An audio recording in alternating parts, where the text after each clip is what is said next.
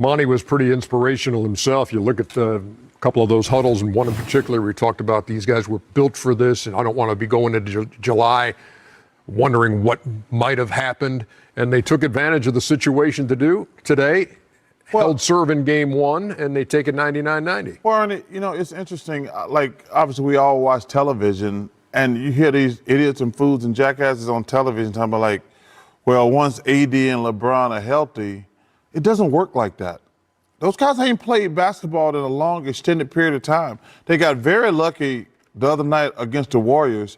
And number one, I'm not saying this series is over, but this notion that two great players are just going to show up and run roughshod over the Western Conference, that's not going to happen. AD 13-7, 5 of 16, and you saw the numbers that DeAndre Ayton put up today.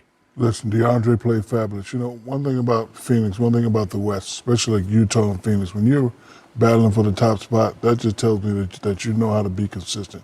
You know how to do the right thing. You know how to make the right plays. And the disadvantage for the Lakers is they don't put fear in the Phoenix Suns. Everybody's saying, okay, the two guys are back. We're the underdogs. And, Phoenix guys are going, okay, we're number two. How are we the underdogs? We're not scared of this.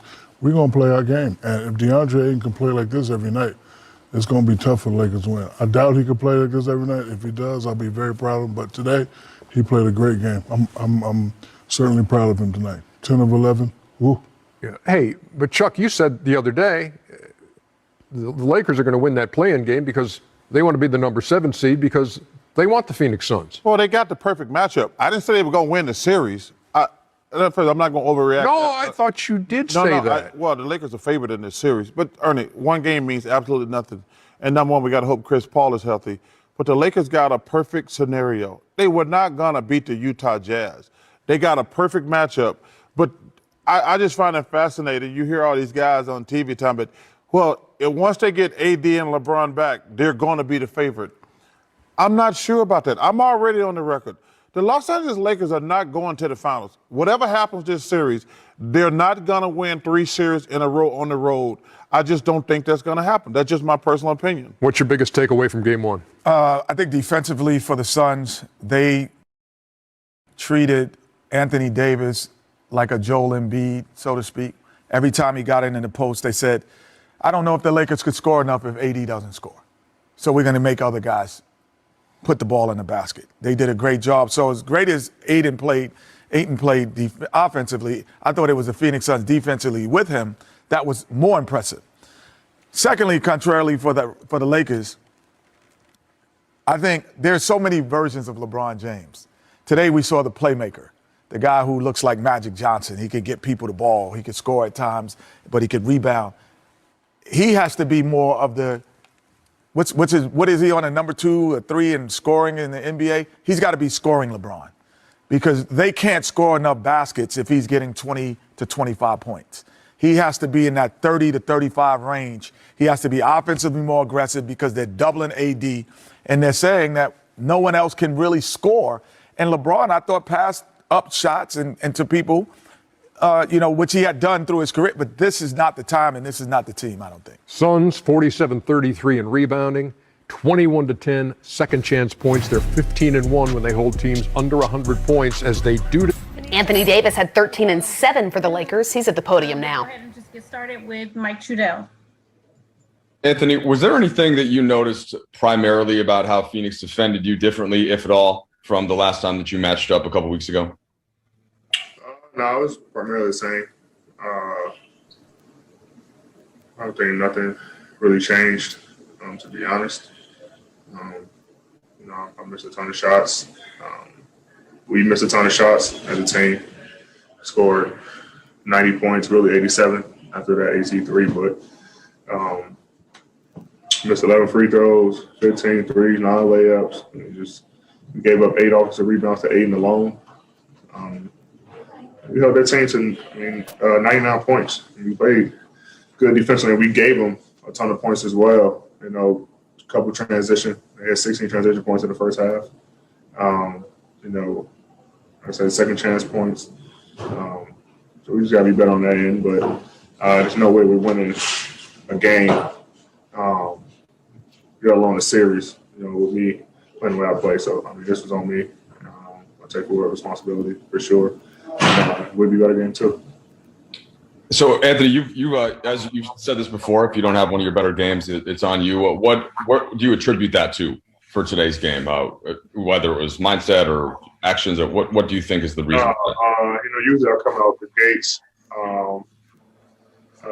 very dominant, and I think today, we had it going. So I had a couple threes. We get into the paint drum, so I kind of just got lost in the offense. But I still have to be assertive, find ways to get the ball. It just kind of took me out of rhythm, but that's on me. I still got to find ways to make plays on that end of the floor offensively. So, like I say, it's on me. I'm not too worried about my performance. I know I'll be better. I know we'll be better in game 2 as well. Dave? Anthony, what are these next couple of days going to be like for you? Frank thought that despite what you're saying about your own performance, the way the defense was playing you, maybe it was opening up opportunities for other guys. Is it film study? Is it try to get on the same page? Is it change your mindset? Like, what do you do to actually bring to fruition what you're saying about how you'll play better next game? No, I think it definitely opened up the floor. I mean, we had a ton of great looks from 3 wide open. So it is opening it up for other guys, absolutely. And once we make shots, it definitely opens up more for me. But just, looking to score, looking to be aggressive when I catch them in the post. They didn't double tonight. I think Jay Crowder and Aiden guarded me most of the night, so they wasn't sending double teams. And in those situations, I have to score the basketball, and if they do come double, find guys, and we got to be able to make those shots. So, it's just about coming out, being aggressive, and not looking more so to pass or get lost in the offense because we're rolling, but still being able to find ways to get the ball and dominate at the same time. Kyle? Hey, D. You talked to us on Friday about trying to steal home court advantage by winning game 1. You heard the fans tonight and saw what it was like in this building. Does it feel like losing game 1 in this series is more costly than some of the game 1s you guys lost last year? No. Actually felt back to normal. It felt great. We go out there and get the fans, beat LA, and all the other stuff.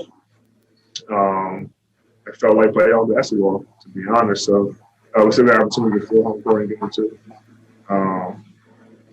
And it's another opportunity for us. So we're ready to come out and play Tuesday, and looking to get that one and get 2 back in LA.